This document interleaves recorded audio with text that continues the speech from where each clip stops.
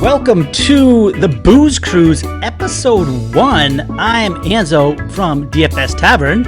And I'm Brandon from Brandon Cruz DFS on Twitter and YouTube. Hence, the Booze Cruise. So we're going to be talking about the NASCAR race this week, Chicagoland, right in my neck of the woods, for the Camping World 400. Brandon, is this a race you're usually psyched up for? Or what's your thoughts on this one? Because I know this one gets a little, overlooked, I think. I think it gets a little overlooked only because they only race there once a year, and the track hasn't been around that long. What is it, 18 years at this point? Really, the greatest thing from this track was the slide job call from Dale Earnhardt Jr. last year. So a lot of people just overlook it and think it's just another cookie-cutter racetrack. Yeah, it definitely is. 1.5 miles. We're looking at, 267 laps, broken down to 80 for the first two stages, and then 107 for the final stage. You know, that's for people playing one-and-dones. That can mean a difference there. It looks like the winners have come from, all over the place. No one dominating starting position, really taking it out, only having 18 races. What are your feelings as far as, not knowing the practice information or anything that right now? Are we looking at placement differential drivers here, or do we really just need to think, okay, here are the guys that are going to finish top 5 or top 10, and I'm going to need them in my lineups? At least the way that I'm going about it is I'm going to be looking more towards the stronger Joe Gibbs racing teammates, for example, Kyle Busch and Truex are obviously my two favorites going in. Kyle won the one last year, and then Truex won the two previous races. I'm not too highly on any of the Stewart-Haas or Fords, for example, just because they haven't really shown the speed that they did in the beginning. So I'm leaning more towards Toyota and more manufacturer-based lineups right now. Nice. It's funny that you say that, not in the Stewart-Haas, but then we have Kevin Harvick on DraftKings 11-2, second highest price. And I just started building my model out of the information that we have from past driver ratings and how they're coming in form and things like that. And Harvick actually is number 1 right now. Did you happen to see the tweet from, I believe, NBC, NASCAR or something, where it's a little kid interviewed some of the drivers? I don't believe I did. When did this show up? All right, this is something we have to check out. It's definitely this morning or afternoon on Thursday, and It was a little, 12-year-old girl asking questions, and of course the first couple questions are who would you go to lunch with that's on the circuit, things like that, right? And then she starts popping really intriguing questions when you're driving on the lower or higher line, what changes do you make to the car? And Kyle Busch and Kevin Harvick and I believe Boyer had all the answers for this, but some of the younger guys, I don't think Chase had an answer. I know Bubba didn't have an answer. I forgot who else was in it. Denny Hamlin, I couldn't remember if he had an answer for it, but it was just kind of intriguing to see that these guys that have been around for a while know more than just about driving.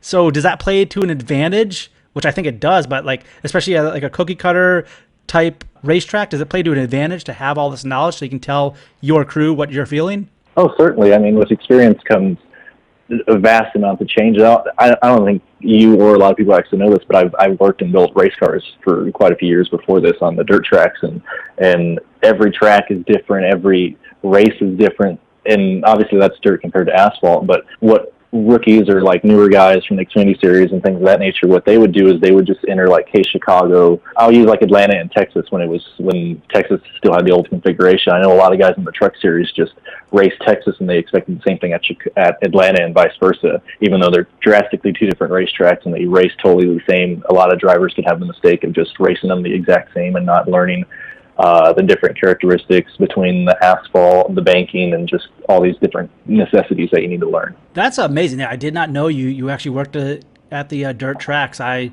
obviously had nothing to do with any type of racing in my life, but just kind of grew on me a little bit over the last few years and started playing fantasy. But it's nice to know that really takes more than just a fast car. Obviously, I think we all knew that, but it's a lot tougher, not only as an athlete in the hot weather and drive around for a few hours, but also knowing what's going on in your car's build and everything.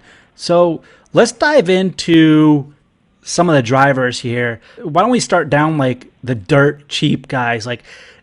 Again, we have this information prior to practice and qualifying times. So we're just kind of generalizing here. But is there anybody down there, let's say up to like Austin Dillon down, like that you can find some value on right away? Well, one guy that pops out to me right away is Chris Buescher. He has 2 top 10s with an average finish of 1.6 in his career starts here, and that's 9.4 positions higher than his average finishing position at 24th, like through his career right now. He's only $6,800. That's $1,000 cheaper than last year. So Chris Buescher obviously pops out to me like right off the bat. And then I know you have something to say about Bubba Wallace.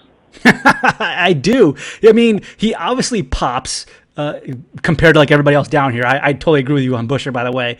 But Bubba Wallace, 5,500 on DK, 5,500 on FanDuel, just like seems really low price. And I actually played him a couple weeks ago or whenever it was, and it did not work to my advantage, unfortunately. But I feel like he's going to do well somewhere, but he's just been having a crappy year. And Corey LaJoie's priced above him, the next player at 5,700, arguably been having a better year than him. I mean, it's just funny. When did we ever see that happening? Like, ever? Yeah, it's certainly now with the 43. Another thing that just surprised me is, like, why is Chastain higher than both these guys? Like, I know he's winning in the Truck Series, but, like, he has a good car in the Truck Series. This dude runs, like, 34th the entire race. Why is he above both these guys? Like, the pricing down here makes absolutely no sense when it comes to, like, LaJoie, Wallace, Tiff, Chastain, and like Reagan and these guys. Yeah, well, it's funny because let's see, we only have last year's race for Chastain and Bubba Wallace. That's it. We have no other takes on them on here, so we can go to like track correlations if we want, but it's not like Bubba's doing well. But you're right about Chastain. I think the funny thing is between the sites using DraftKings and FanDuel here. FanDuel and DraftKings can't figure out who's driving for who right now. It really started last week when DraftKings had Weatherman in the 51 car, and he really was in the 15 car. But then we all put out information he's not driving. It's actually Chastain's here, but people still drafted Weatherman. I was like, I told you guys it was confusing. But now FanDuel doesn't even have any pricing for Chastain, Weatherman, Yili. No info for him. Like, no pricing. Yeah, that's wild. I know you don't really make a lot of videos based on the Truck and Xfinity Series, and that's really what I like doing the most because that's where I make the most money off of. And I don't even go off of whatever DraftKings has them under. I literally just go off of the entrance list, like the list with all the entrants for the races on there, and I just make sure, like, I always check everyone's Twitter in the Truck Series and Xfinity Series race to make sure they have sponsors, and to check what cars they're running, because they, like, a lot of underfunded cars, and even in the Cup Series, like with the 52 for BJ McLeod and all those guys, like, they'll switch drivers depending what car is higher in the points, and it's like on a weekly basis, and DraftKings can't, and even FanDuel doesn't keep up with any of that. Yeah, it throws people off, and I mean, it might not be a ton of people that draft him, but he was under 1%, like well under 1%. So I guess it wasn't too bad, but it's just funny that people still play him. Let's jump up above 7K now, and let's go to what? So all the way up to Eric Jones. I mean, obviously without any information, it's kind of lining up with the pricing idealistically. But I mean, someone that might be popping a little bit is Stenhouse Jr. I don't know. I'm not a big fan of his. Good old Recchi always shows up. Eric Jones screwed me last week because I was really banking on him and screwing up somewhere again. But I had to take a hard stand. That worked against me. Obviously, stupid play by me. But like, who in that range are like drivers you could take a chance on? Again, not knowing any of the information yet. I just want to clarify, or going back, like I was totally with you on the Jones play. I don't know why he did good on a road course where he could mess up on like 15 corners, and then in races where he starts in the back on just 4 corners, he wrecks. I don't understand that at all. Daniel Suarez at $7,400. Like, this guy's usually the high $7K, $8,000 range. He's way down here. He stands out. I like William Byron. They keep qualifying so well. I love William Byron. He'll finish in the top 10, but if he starts like second or third, like, you can't use him at all. Jimmy Johnson, I don't know where people go. I know Jimmy's 8K, but I don't know what people do with Jimmy on like a weekly basis. Everyone says he sucks and he's retired, but he ends up being like 25-30% owned every week. So I don't know. Usually GPPs are won or lost in this area. Like, for example, last week with De Benedetto, right? I said you needed some random punt or some guy that like you're gonna regret picking him, and De Benedetto was one of them. And it's always tough in this area because this is where, like I said, all lineups are won and lost. Paul Menard, I like him for consistency. If he can start like 20th, I'd love Menard just going into Chicago right now. Oh, yeah. Looking at Menard the last few times out, 13th, 14th, 21st, back in 16th here at Chicago. Eric Jones was 6th last year. What about Bowman? That guy's been on fire recently. Last year he was 10th, and 16 he was 10th, but then he was 37th and 35th the 2 years before that. I think Bowman, his ownership is going to start going up, and he's like, he could be the pivot off of Jones or vice versa. I'll have to gauge ownership when that comes up, but he's been pretty good recently. Actually, I think 5th out of all the drivers in the last 6 races. Mm-hmm. And with his 3 second-place finishes earlier in the year and with his 3rd, like for some reason, everyone kept fading him every time he'd finish 2nd, and then one where people would regret not playing him. And so his ownership's, like you said, it's kind of just grown over the weeks. I don't know. I've been high on Bowman these last couple of weeks, but with his growing ownership, I'd still rather go down to like Johnson or Byron, just because those guys pretty much run the same setups and everything. And like, why is Almirola and Blaney cheaper than Bowman? I don't know. Like, these are things that stand out. And so entering it, like, is Bowman going to be high owned right now? Not owned. Obviously, we don't know the practice times or anything, but like these pricings make absolutely no sense.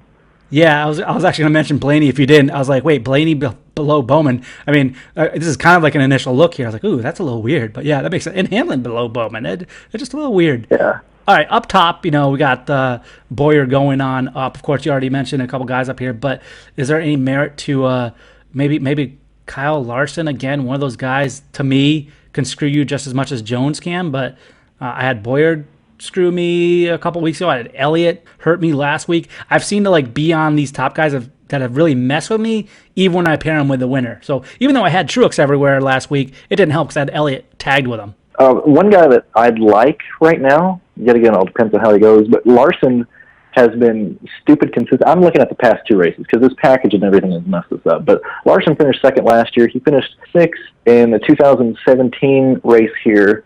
He doesn't lead many laps. He led no laps in 2017. I think he only led like 7 in 2018, but he's been consistent. For some reason, this just fits his driving style, and it's not really a high lane track either. He's just real consistent at this track. And with Larson being only 9,500, I'm perfectly fine with Larson. Yeah, it's a good thing you brought up laps led, because I totally forgot to mention that. Of course, that's a quarter of a point each time, and then fastest laps are a half a point, so those are going to be added in. We're finally at a race, it seems like, for a little bit of time here where we need a dominator again, because we've been at some longer tracks with less laps recently. But you really look at it, it looks like Busch has consistently led some laps, so is Harvick, and you're right, Larson led 7 laps last year.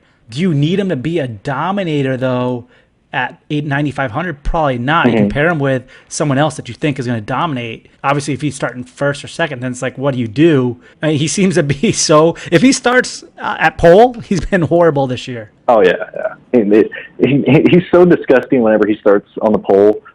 For whatever reason, whenever they come off the track, if this is how I go off a bit, if Kurt Busch is slow during practice and Larson is fast during practice, Kurt Busch is going to finish in the top 5 and Larson's going to suck. That's just how it's been the entire year, and vice versa. Yeah, it's like I've tried to fail Busch a couple times. Like, that was stupid. Have him in there. Any other thoughts going into the race that we haven't talked about already? Not a whole lot. I think, like I said, I think it's going to be a Toyota dominated race. That's just how it seems to be with the last couple of years, regardless of what package it had been. Just going into it, I like the pricing that Denny Hamlin has at $8,500 at a track that I think he can do very well at. So I could easily see people putting like Busch or Kyle Busch and Denny Hamlin, Martin Truex and Denny Hamlin. At least 2 Joe Gibbs racers are going to be in probably everyone's lineup at some point. Nice. That's a good way to look at it. That's some good information to probably gauge ownership, because there's not really much to gauge ownership out there. You just have to kind of take a guess and stab and know where people are going to be. And I think that's what brought me to the Jones fade last week, knowing that he'd be well over 50%. But whatever, sometimes it bites you, sometimes it doesn't. It is what it is. We move on to the next race. So that's the first edition of the Booze Cruise. So once again, I'm Anza with DFS Tavern and the co-host Brandon Cruz, DFS. Find me on Twitter. Find me on YouTube. I'm going to try and always put out videos, at least for the Cup Series. That's usually up every Saturday, every Sunday night at like 2 a.m. So I'll always look for my videos up there. thank you for bringing me on here. I really appreciate it. Been wanting to do this for a while. So this might be something that we're bringing on. Let us know. Don't forget, like, subscribe, and let us know what you think, what we could do differently on the show. This is a new kind of like little thing we're doing, trying to get a head start on the NASCAR weekend. So as always, check out our videos on Saturdays and Sunday mornings before you race to get your information. Best of luck. We'll catch you next time.